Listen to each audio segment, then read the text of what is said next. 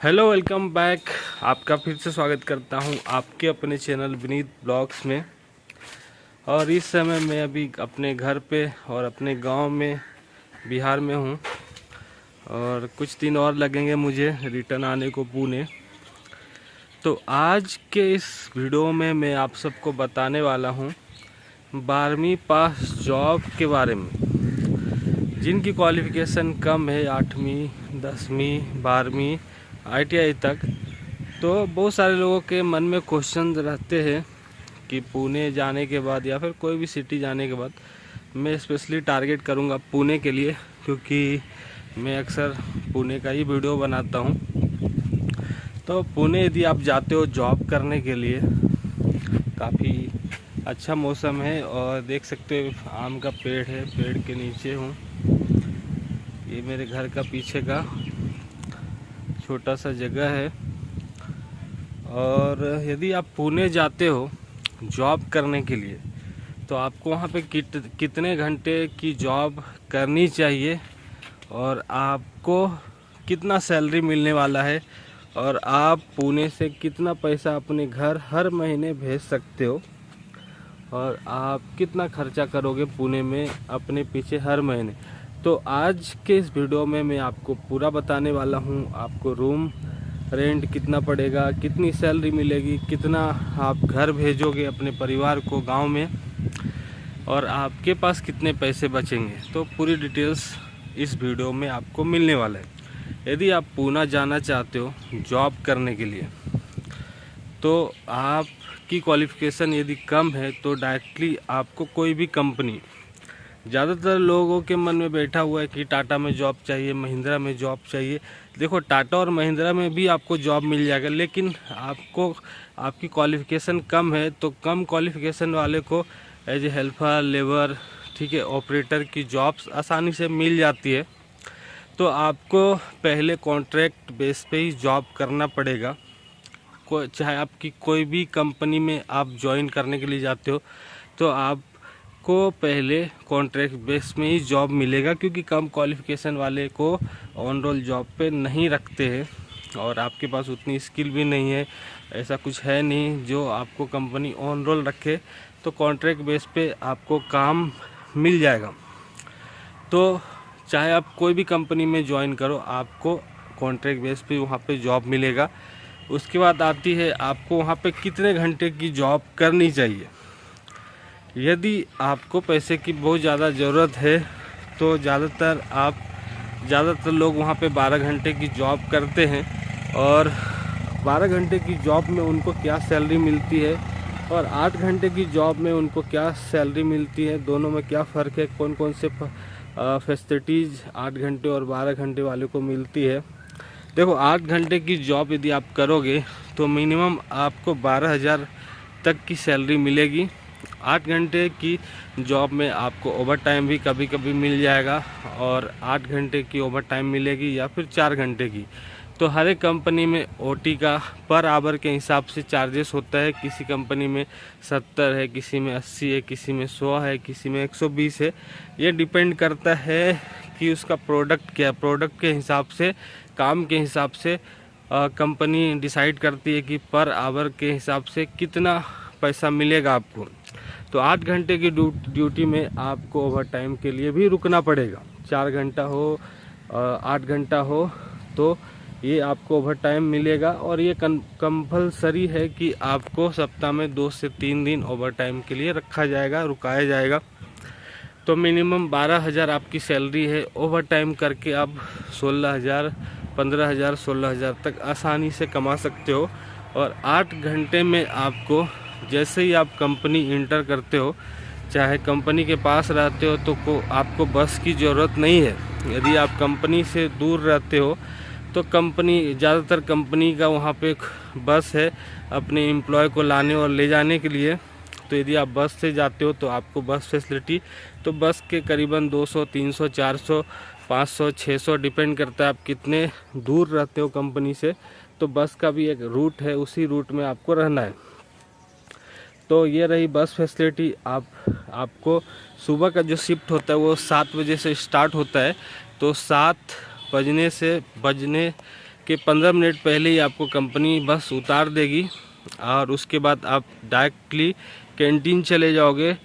तो आपको 15 minute 20 minute आपको टाइम बचता है नाश्ता करने के लिए सुबह का फर्स्ट शिफ्ट में। तो आप नाश्ता करते हो, उसके बाद फिर आपको 11 बजे से आपका दिन का खाना आपको मिल जाएगा। उसमें आपको आधा घंटा की छुट्टी मिलती है। उसके बाद 2 बजे 2:30 बजे आपको चाय मिलती है। तो ये रही 8 घंटे का शिफ्ट। उसमें आपको 12,000 प्लस ओवर टाइम का जो पैसा वो मिलेगा, प्लस आपका उसमें पीएफ कटेगा। और बहुत सारी कंपनियों में ईएसआई मतलब मेडिकल, यदि आपके साथ कोई दुर्घटना होता है तो मेडिकल भी आपको मिलेगा। तो मेडिकल के लिए भी कुछ पैसे कटते हैं। तो पीएफ कटेगा, बस का पैसा कटेगा और कुछ टैक्स कटेगा, बाकी आपको सारा पैसा मिल जाएगा। करीबन 15 से 16,000 रुपया ओवर टाइम करके। यदि आप ओवर टाइम नहीं करते हो तो आपको 12,000 तक मिलेगा। यदि किसी कंपनी में ड्रेस भी मिलता है तो ड्रेस का भी पैसा आपके अकाउंट से एक बार कटेगा। यदि आपको टी शर्ट दे दिया गया, जूता दे दिया गया है, पेंट दे दिया गया है, तो उसके पैसे भी आपके सैलरी से कटेगा एक बार। तो अब हम बात करेंगे कि 12 घंटे की शिफ्ट में आपको कितनी सैलरी मिलेगी। यदि आप कंपनी में 12 घंटे की ड्यूटी करना चाहते हो तो आपको यहाँ पे मिनिमम 16,000 मिल सकता है, या फिर 17,000 मिल सकता है, या फिर 18,000। बहुत ज़्यादा गया तो 18,000 तक मिल जाएगा। लेकिन आप सोच के चलो कि आपको यहाँ पे 12 घंटे के लिए 16,000 मिलेगा। तो 16,000 आपको 2-3 महीना 4 महीने यदि आप काम करते हो, सीखते हो, तो आपको वहाँ पे हर 3 महीना 5 महीना 6 महीना पे डिपेंड करता है कंपनी कैसी है। कुछ कंपनी में 2-3 महीना 4 महीना 6 महीने के बाद आपकी सैलरी 2,000-3,000 बढ़ा दी जाती है। क्योंकि आप जब जॉब पे लगते हो तो आप नॉन स्किल में रहते हो। उसके बाद आप स्किल का आप फॉर्म भरोगे, वहाँ पे लिख करके अपने सुपरवाइज़र या फिर मैनेजर से सिग्नेचर लोगे कि आपने यहाँ पे 2-3 महीना काम सीखा है, तो आप आसानी से मशीन ऑपरेट कर सकते हो। तो आप स्किल में जा सकते हो। फिर स्किल के बाद आप ऑपरेटर में चले गए तो आपको मिनिमम 20,000 तक की सैलरी मिल जाएगी। डिपेंड करता है आप कितना जल्दी सीखते हो काम। तो आप यदि अभी फ्रेशर हो, यदि आपको कुछ भी नहीं पता है, तो आपको 16,000 मिलेगा, या फिर 17,000 मिलेगा, या फिर 18,000 मिलेगा। डिपेंड करता है कंपनी कैसी है। उसके बाद 12 घंटे की शिफ्ट में आपको, यदि आप सुबह जाते हो तो आपको एक बार नाश्ता मिलेगा, दोपहर को एक बार खाना मिलेगा 11 बजे, और फिर शाम के टाइम पे 3:30 बजे हो या फिर 4 बजे हो एक बार नाश्ता मिलेगा। और शाम को हो सकता है तो कहीं चाय मिल जाए, गर्मी का मौसम हो तो जूस वगैरह मिले। उसके बाद आपको 7 बजे शाम को छुट्टी हो जाएगी। तो जो 12 घंटे का जिनका शिफ्ट होता है उनका 2 ही शिफ्ट चलता है। एक तो पहला 7 से 7 सुबह 7 बजे जाओगे और शाम को 7 बजे रिटर्न आ जाओगे। और जो लोग नाइट शिफ्ट में रहते हैं वो लोग शाम को 7 बजे कंपनी जाएंगे और 7 बजे सुबह रिटर्न आएंगे। तो आप 5 मिनट 10 मिनट पहले भी जा सकते हो सुबह के टाइम पे, क्योंकि वहाँ पे नाश्ता मिलता है। और नाइट शिफ्ट में यदि आप ड्यूटी करने के लिए जाते हो तो आपको सिर्फ एक बार खाना मिलेगा, रात को 8:30 बजे मिले, 8 बजे मिले, और सुबह 4 बजे 3 बजे आपको एक बार नाश्ता मिलेगा। क्योंकि नाइट शिफ्ट में ज़्यादा खाना और नाश्ता नहीं मिलता है। एक बार आपको रात को 8 बजे खाना मिल जाएगा, सुबह एक बार नाश्ता मिल जाएगा। और फर्स्ट शिफ्ट में 2 बार नाश्ता मिलेगा, एक बार खाना मिलेगा। तो ये रहा 8 घंटा और 12 घंटा के शिफ्ट में। तो मेरे कंपनी में एक फैमिली है जो बिहार के रहने वाले हैं। तो लोग क्या है, उसमें से 2 बेटे हैं और एक बाप है। तो 3 लोग काम करते हैं और तीनों की सैलरी करीबन 20,000-21,000 है।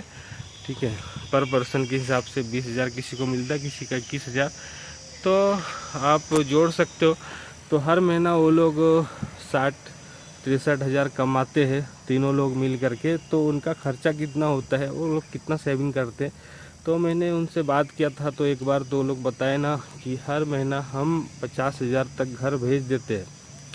तो उनका जो रूम रेंट है 2,500-3,000 तक के बीच में है। क्योंकि जो इंडस्ट्रियल इलाका होता है उस जगह पे रूम वगैरह बहुत सस्ते में मिल जाता है।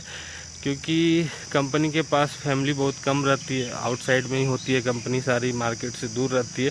तो वहाँ पे आपको छोटे छोटे रूम्स बहुत सस्ते में मिल जाती है। तो वहाँ पे 2500, 3000, 3500, 4000 में आसानी से रूम मिल जाता है। आप 2-3 लोग रहते हो तो पर पर्सन यदि 3000 रेंट है, 3500 रेंट है, तो 3 लोग रहते हो तो 1000-1200 करके मिल जाते हैं। और उसके बाद अब रही खाना पीना बनाने का, तो यदि आप रूम पे खाना बना के खाते हो तो पर पर्सन 3000 तक का आप खाना आसानी से खा सकते हो। मिनिमम नॉर्मल यदि आप खाना खाते हो तो 3000, यदि आप हर दिन अच्छा खाना खाते हो तो 4-5 हज़ार तक जाएगा। जैसे नॉनवेज वगैरह यदि आप खाने के ज़्यादा शौकीन हो तो 5000 तक का रेट में आप आसानी से वहाँ पे खा सकते हो। तो रहने खाने का आपका 5,500-6 हज़ार तक में निपट जाएगा। और आपका पैकेट खर्चा 1-2 हज़ार और पकड़ लो। मोबाइल खर्च हुआ, मार्केट गए, कुछ नाश्ता कर लिया, छुट्टी के दिन कहीं घूमने चले गए तो 1-2 हज़ार वहाँ पे आपका खर्च हो जाएगा। तो मिला जुला करके आप रहने खाने का यदि आप जोड़ते हो तो आपका वहाँ पे 5,000, 6,000, 6,500, इससे ज़्यादा नॉर्मल खर्च जो है इससे ज़्यादा नहीं होगा। उसका डिपेंड करता है आप कैसे हो, आपका खर्चा कैसा है। बहुत सारे लोगों को तो कुछ भी नहीं बचता। बहुत सारे लोग ऐसे हैं जो घर में 12,000 8 घंटे की ड्यूटी करके भी 8,000 7,000 घर भेज देते हैं। और जो लोग 12-12 घंटा काम करते हैं, जिनकी सैलरी 18,000 20,000 है, वो लोग घर 15,000 13,000 आसानी से भेज देते। डिपेंड करता है कि आप कितने खर्चीलो। नॉर्मल यदि सबसे कम आका जाए खर्चा कितना होता है तो आप मिनिमम 4 से 5 हज़ार तक आप नॉर्मल खर्चा करके भी पुणे में आसानी से सरवाइव कर सकते हो। रही बात जॉब आपको कहाँ पे मिलेगी, तो जॉब के लिए आपको थोड़ा हाथ पैर मारना पड़ेगा, क्योंकि पुणे के अंदर बहुत सारी MIDC है। डिपेंड करता है कि आप कौन से MIDC में जाते हो। यदि आपको कोई पुणे में हो, कोई रिलेटिव्स वगैरह है तो उनसे कांटेक्ट करके जा सकते हो। यदि आपका कोई भी वहाँ पे नहीं है तो इस वीडियो के डिस्क्रिप्शन में दिए गए व्हाट्सएप लिंक पे जाए और वहाँ पे हमारा व्हाट्सएप लिंक है, उसे क्लिक करें।